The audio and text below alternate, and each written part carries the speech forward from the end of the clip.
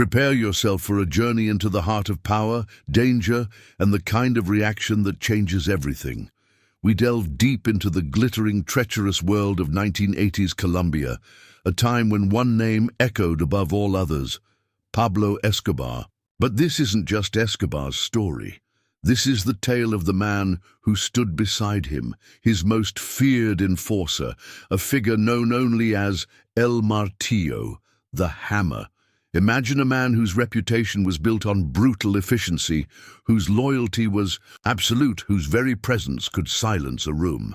Now picture that same man facing public humiliation in the opulent lobby of a five-star hotel. What happens next? The reaction wasn't what anyone expected, least of all the man who dared to cross him. If you crave stories of calculated revenge, hidden depths, and the complex dance of power, stay tuned. Don't forget to hit that like button and subscribe, because you won't want to miss where this story leads. Let's begin. Bogotá, late 1980s. The city pulsed with a frantic energy, a dazzling facade of wealth built on a foundation of cocaine and fear. Skyscrapers scraped the Andean sky, reflecting the ambition and ruthlessness of the era. In the exclusive La Cabrera neighborhood, the Hotel Excelsior stood as a monument to this new Colombian prosperity, all gleaming marble, imported chandeliers, and hushed conversations between men in tailored suits, their eyes constantly scanning the room. It was a place where fortunes were made and lives were broken with equal ease, often within the same hour. And tonight, the Excelsior was the stage for a particularly high-stakes performance. Enter Ricardo Vargas, known in the shadows simply as El Martillo. He wasn't tall or physically imposing in the way of a common street thug. His power wasn't in brute size, but in the chilling stillness he projected, the unnerving intelligence in his dark eyes, and the absolute certainty that he acted with the full, terrifying authority of Pablo Escobar himself. He was Escobar's right. And the fixer, the problem solver, the man dispatched when a message needed to be sent with unmistakable, often fatal clarity. His hands were stained with the blood and secrets of the Medellin cartel, yet he moved through the world with an almost priestly calm, his bespoke Italian suits immaculate, his demeanor betraying nothing of the violence he orchestrated. For years, El Martillo had navigated the treacherous currents of the cartel world. He'd risen from obscurity, his past shrouded in rumors. Some said he was a former military intelligence officer. Others whispered he was a disillusioned academic. Radical. Whatever his origins, his ascent had been swift, fueled by a potent combination of strategic brilliance and utter ruthlessness. He understood the intricate web of politics, finance, and violence that held Escobar's empire together. He knew which politicians were on the payroll, which judges looked the other way, which rival operations needed to be dismantled. He was the architect of Escobar's defenses and the spearhead of his attacks. Loyalty wasn't just a word to El Martillo. It was the bedrock of his existence, the code that allowed him to function in a world devoid of conventional morality. His loyalty was to Escobar, absolute and unquestioning, a bond forged in shared danger and mutual necessity. Tonight, El Martillo was at the Excelsior not for pleasure, but for business. A crucial meeting was scheduled, a delicate negotiation involving a new smuggling route through the Caribbean, potentially worth hundreds of millions. Representatives from various factions were present, their alliances fragile, their greed palpable. El Martillo's role was simple: ensure Escobar's interests prevailed smoothly and without complication. He sat at a secluded table in the hotel's lavish bar, nursing a glass of mineral water, observing the room with practiced detachment. His men, discreet but heavily armed, were positioned strategically throughout the lobby and bar area. Across the room, holding court near the grand piano, was Senator Armando Rivera. Rivera was everything El Martillo despised: A man born into wealth and privilege, dripping with condescending charm, who played the political game with oily skill while secretly lining his pockets with cartel money, though never directly from Escobar. He maintained a careful distance, cultivating an image of legitimacy while profiting from the chaos. Rivera considered himself untouchable, protected by his political immunity and his connections to old money families who looked down on the nouveau riche narcos like Escobar. Rivera spotted El Martillo. A slow, deliberate smile spread across his face. He excused himself from his companions and began weaving his way through the tables, a predator scenting an opportunity. El Martillo watched him approach, his expression unchanging, though a flicker of annoyance registered deep within. He preferred to operate from the shadows, and Rivera thrived in the spotlight. "Ricardo, my friend," Rivera boomed, loud enough for nearby tables to turn their heads. He clapped El Martillo on the shoulder with excessive familiarity. "Fancy seeing you here, slumming it with the rest of us mortals." El Martillo inclined his head slightly. "Senator, business calls?" Rivera laughed, a dismissive sound. "Ah, yes. Escobar's errands. Tell me, Ricardo, does it ever bother you? A man of your obvious talents, reduced to being a glorified errand boy for that provincial thug." The insult hung in the air, sharp and deliberate. The use of El Martillo's given name, the casual dismissal of Escobar, it was a calculated provocation. The bar seemed to hold its breath. Conversations faltered. All eyes were on El Martillo. His men tensed, hands moving instinctively towards their jackets. This was the moment everyone expected the hammer to fall. A sharp word, a cold stare, perhaps a signal to his men, and Senator Rivera would cease to be a problem. That was the reputation. That was the expectation. But El Martillo did none of those things.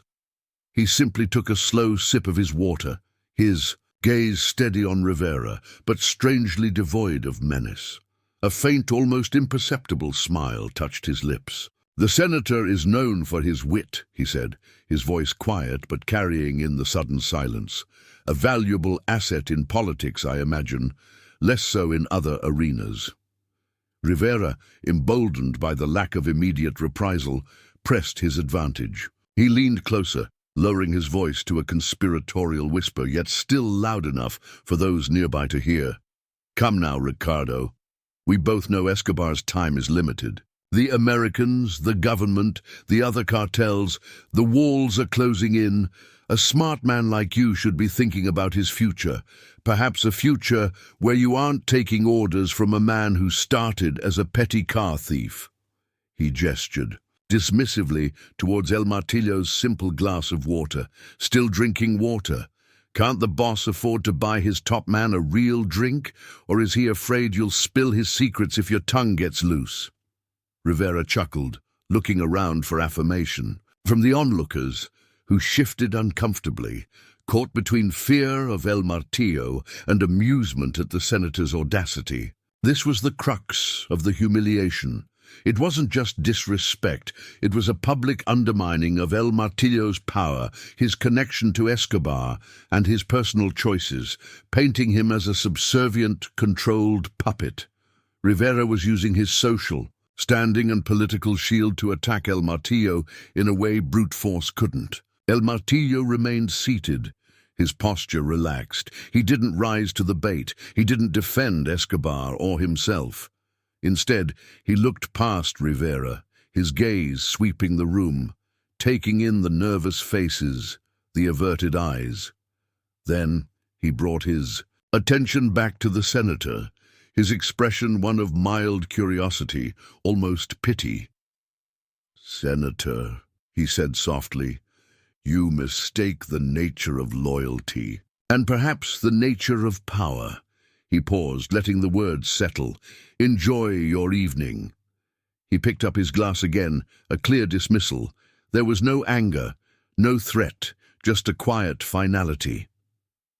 Rivera stood there for a moment, nonplussed. He had expected fireworks, a confrontation, something to solidify his dominance.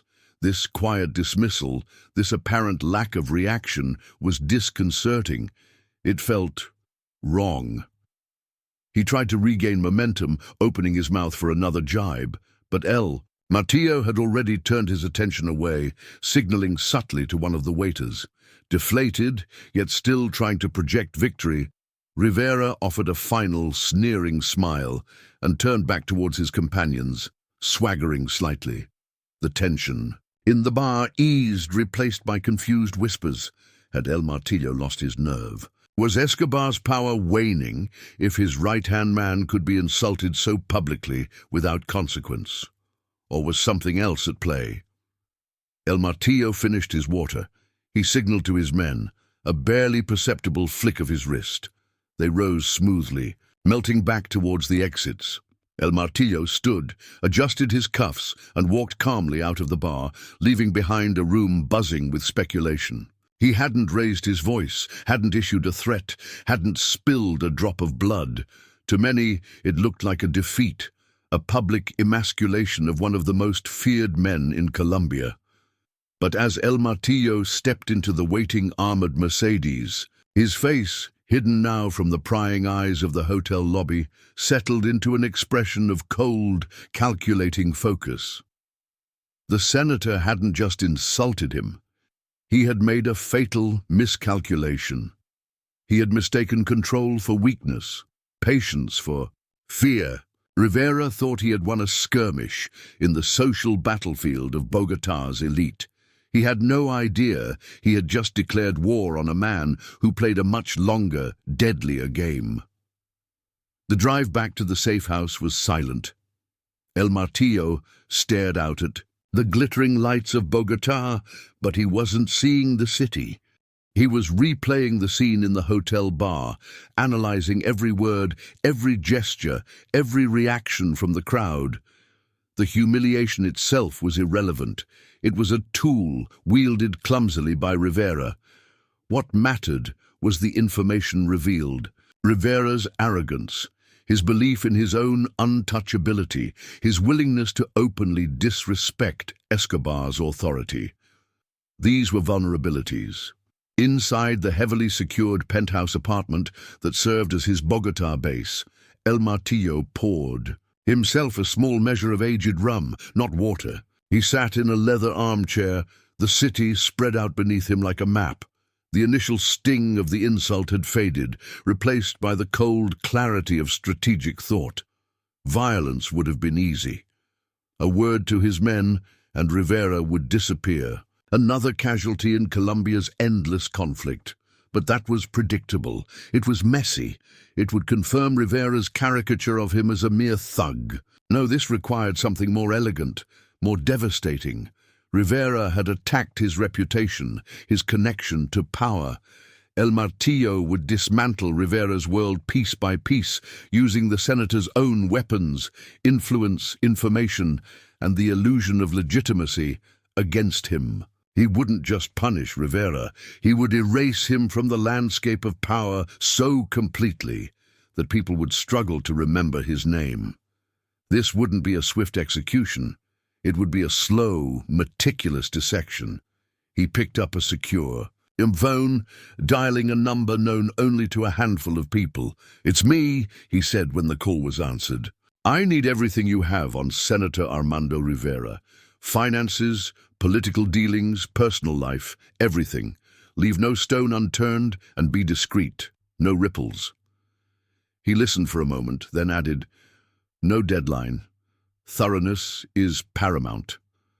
He hung up. This was the beginning, not an explosion of rage, but the quiet setting of intricate gears into motion. The hammer was known for his force, but his true strength lay in his precision. Rivera had swung wildly, seeking a knockout blow. El Martillo was preparing for a checkmate, moves ahead, unseen, unheard, until it was far too late. He allowed himself a thin smile. The senator thought he was playing checkers in a hotel bar. El Martillo was playing chess on a board that spanned the entire country, and he never lost. What do you think? Was El Martillo's calm reaction a sign of weakness or the ultimate power move? Let me know your thoughts in the comments below. We often see power displayed through aggression, but sometimes the quietest response hides the deadliest intent. Don't forget to like this video if you're hooked and subscribe for the next chapter in this unfolding drama of revenge. The days following the incident at the Hotel Excelsior settled into a deceptive calm. El Martillo resumed his duties with his usual quiet efficiency. He oversaw shipments, managed security details, and attended meetings on Escobar's behalf, his demeanor unchanged. He offered no explanation for his lack of reaction to Rivera's insults, allowing the rumors to swirl. Some whispered he was losing his edge. Others speculated Escobar had reined him in, fearing political repercussions. El Martillo let them talk. Misdirection was a valuable ally. Meanwhile, behind the scenes, the information network he had activated began to deliver. Encrypted files arrived detailing Rivera's complex financial dealings, shell corporations, hidden offshore accounts, questionable government contracts awarded to companies secretly owned by his family. Political dossiers outlined his shifting alliances, his betrayals, the favors owed and collected. And then there was the personal information, discreet affairs, gambling debts, a carefully concealed addiction to high-stakes poker games where he often lost more than he could afford. El Martillo sifted through the data meticulously, working late into the night in his secure apartment, the only light coming from his computer screen and the glow of the city below. He wasn't looking for a single silver bullet. He was weaving a net. Each piece of information was a thread, seemingly insignificant on its own, but together capable of ensnaring and suffocating his target. He identified Rivera's key vulnerabilities. The senator's political power relied heavily on his carefully crafted image of integrity and his connections to the traditional elite. His finances, while substantial, were stretched thin by his lavish lifestyle and gambling.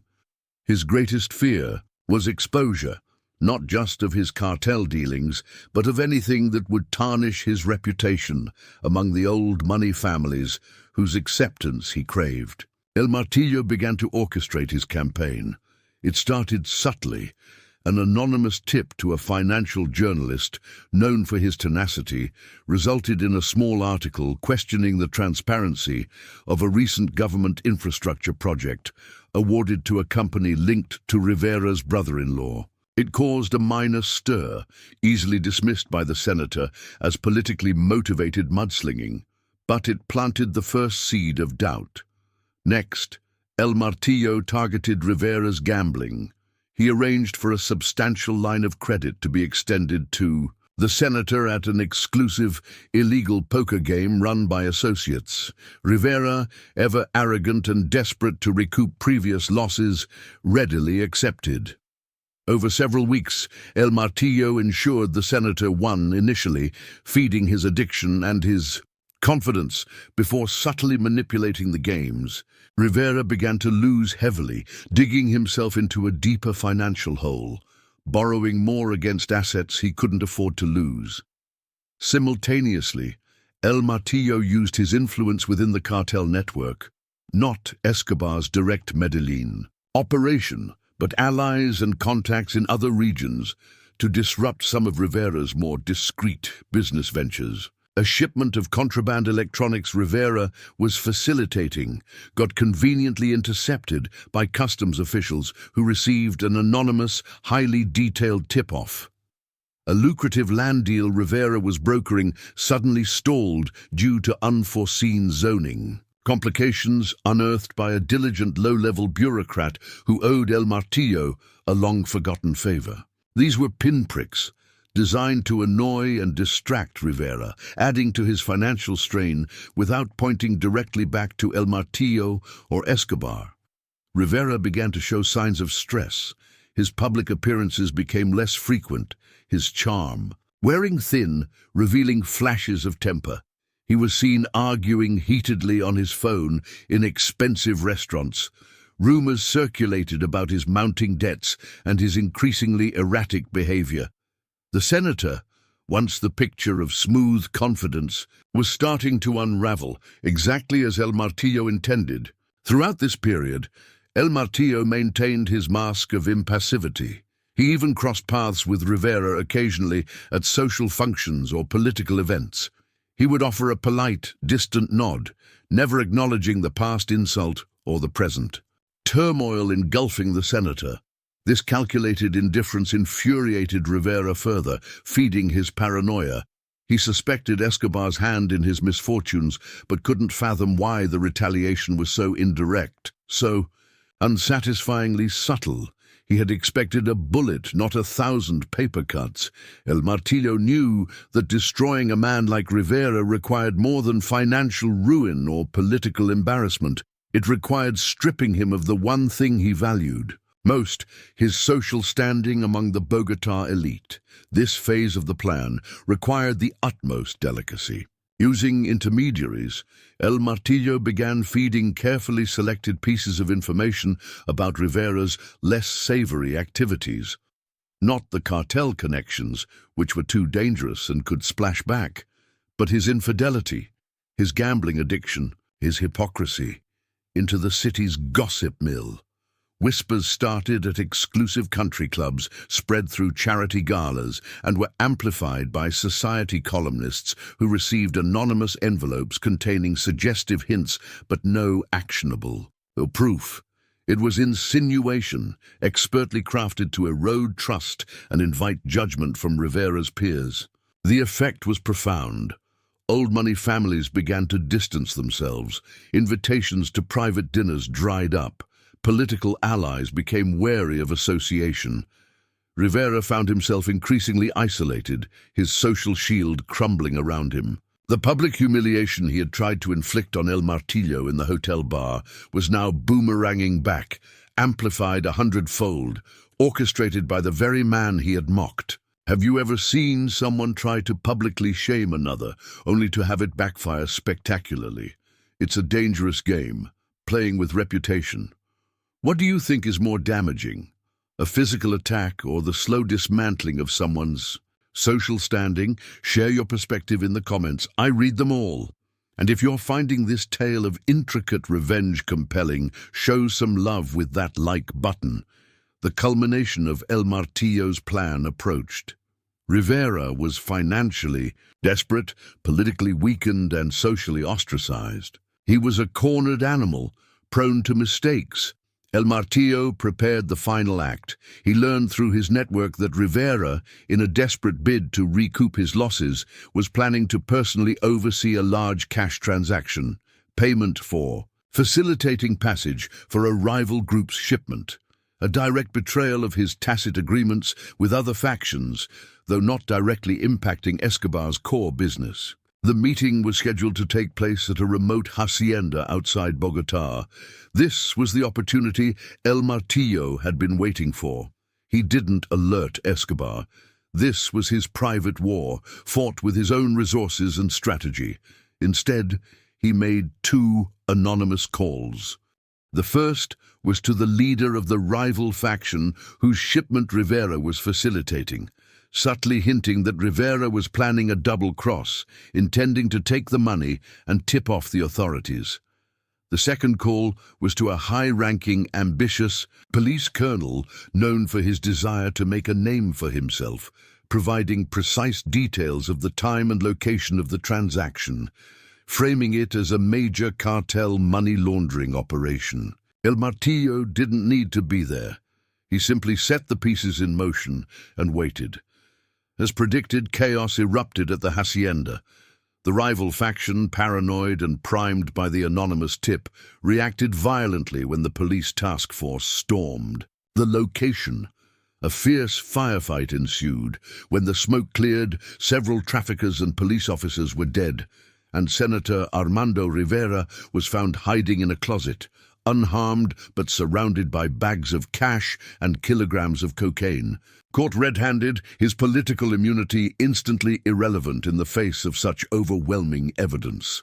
The scandal rocked Colombia. Senator Rivera, the suave politician, exposed as a common criminal, deeply enmeshed in the very drug trade he publicly condemned. His powerful friends abandoned him immediately, condemning his actions in the press. His family retreated in shame. The legal system, spurred by public outrage and the police colonel eager for glory, moved swiftly.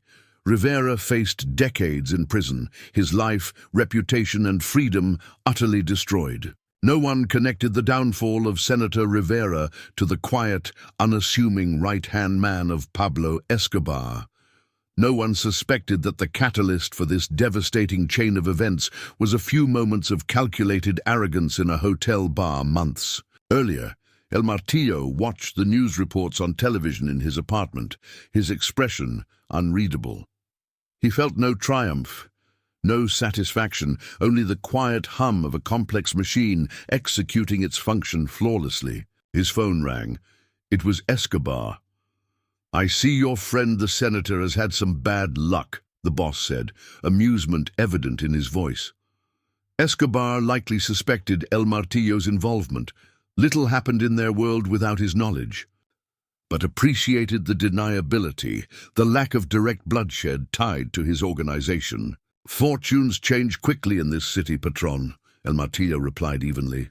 "Indeed," Escobar chuckled. "It seems some people forget who holds the real power. You handled your business well, Ricardo?" "Very clean." The use of his first name. Again, but this time it felt different, a mark of respect, an acknowledgement of his strategic prowess. "I serve your interests, Patron," El Martillo said. "I know you do," Escobar replied, and the line went dead. In the aftermath, El Martillo's own reputation underwent a subtle transformation within the cartel and the wider underworld. He was still feared for his efficiency, but now there was a new layer to that fear, an understanding that his mind was as dangerous, if not more so, than the weapons his men carried. He was no longer just the hammer. He was the strategist, the patient player who could dismantle enemies without leaving fingerprints. The incident at the Excelsior became a cautionary tale, whispered in hushed tones, a reminder that true power wasn't always loud or violent, and that humiliating the wrong man, even one who appeared stoic in the face of insult, could lead to a devastatingly precise and patient form of annihilation. El Martillo continued his work, navigating the increasingly perilous world of the Medellin cartel as Escobar's empire faced mounting pressure from the government, rival cartels, and the relentless pursuit of the DEA. He remained loyal, efficient, and observant, his calm exterior masking the complex calculations and the weight of the secrets he carried. He had learned a valuable lesson from the Rivera affair. Revenge was a dish best served cold, meticulously prepared, and utterly devastating. He had faced humiliation and responded not with impulsive violence, but with a strategic masterpiece of destruction, proving that in the intricate dance of power and survival, the sharpest weapon was a patient, calculating mind. And so, the story of El Martillo serves as a stark reminder: never underestimate a quiet man. In a world overflowing with noise and aggression, true power often resides in silence, observation, and the ability to strike when and where it is least expected. What did you take away from El Martillo's calculated revenge? Was it justified? Was it genius? Drop your thoughts in the comments section below. Let's discuss the complex morality of this world. And if you haven't already, please hit that subscribe button and turn on notifications, because we have many more stories like this, exploring the hidden corners of power, intrigue, and human nature. Think about the people you know. Are the loudest ones always the most powerful, or have you encountered that quiet strength, the person who observes more than they speak, whose influence is felt rather than heard?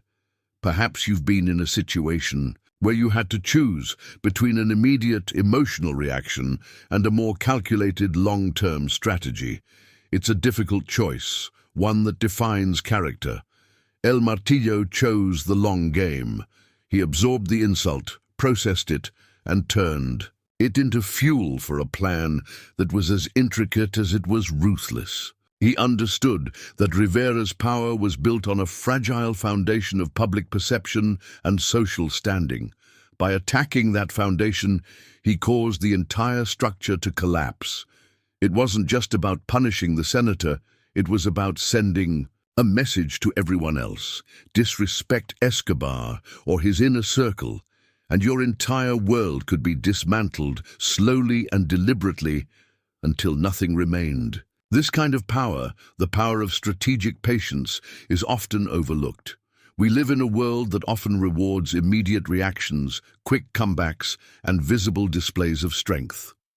But El Martillo operated by different rules. His strength was in his control, his ability to mask his intentions, and his deep understanding of human weakness.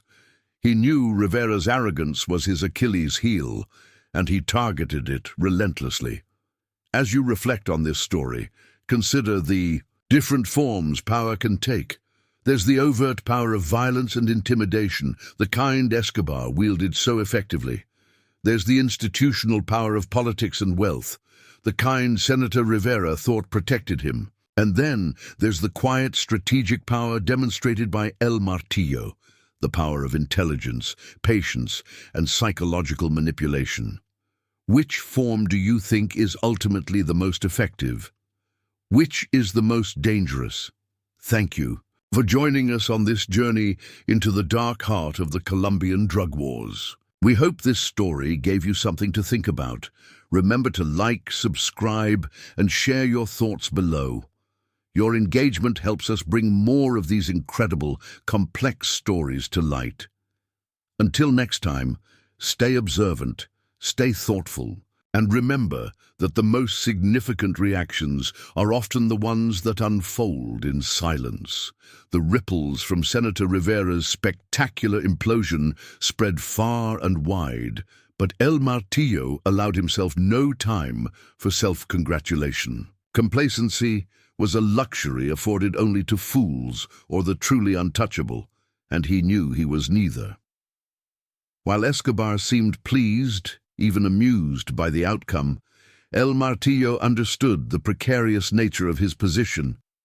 He had demonstrated immense capability, a strategic mind that operated independently. In Escobar's world, capability could be rewarded, but independence was often viewed with suspicion. He needed to reinforce his loyalty, to ensure the patron saw his actions not as personal ambition, but as a sophisticated defense of the cartel's interests against external threats.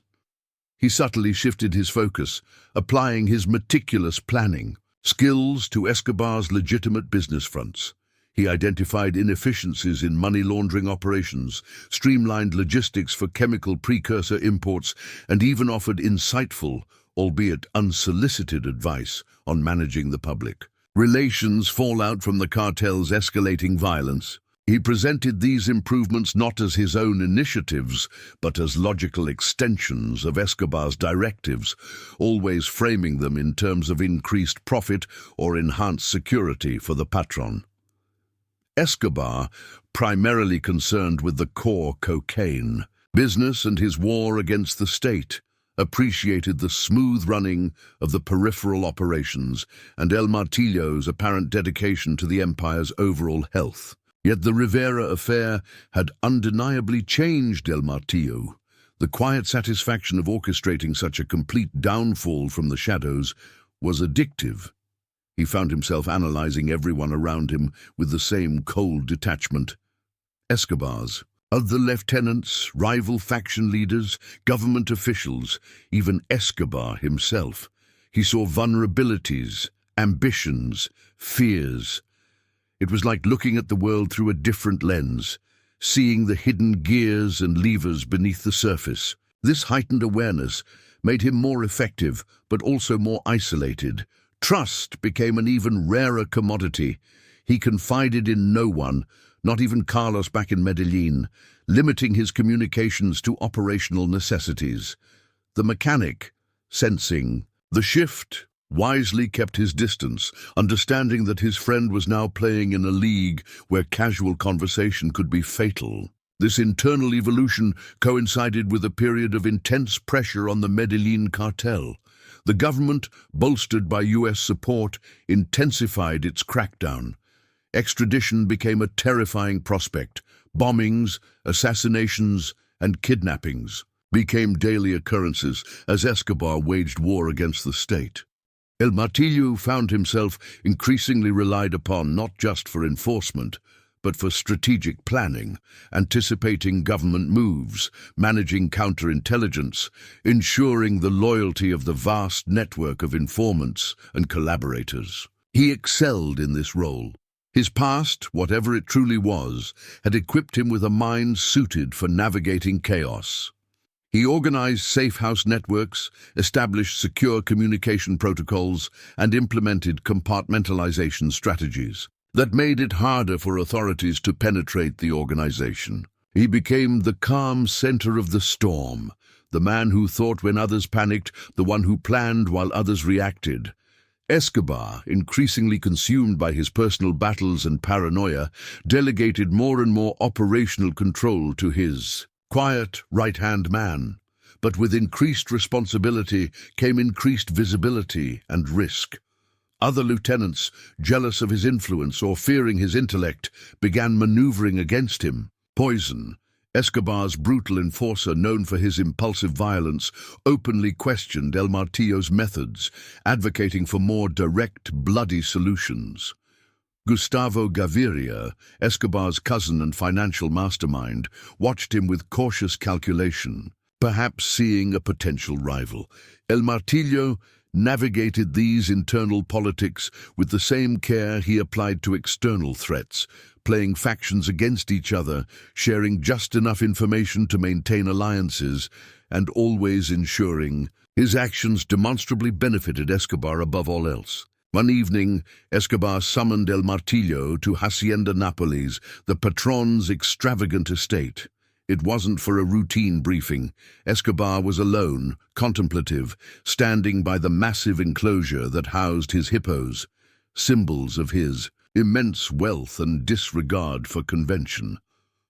"Ricardo," Escobar began, not turning around, "they say you have ice in your veins, that you dismantled Rivera without raising your voice, that you think like a chess player, while the rest of us are fighting like dogs in the street." El Martillo stood silently, waiting.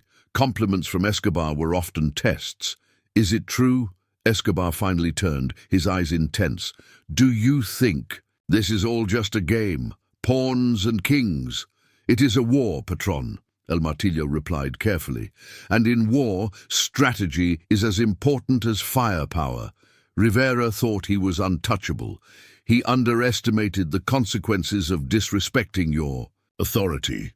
My only thought was to protect that authority, using the most effective means available." Escobar studied him for a long moment, searching his face.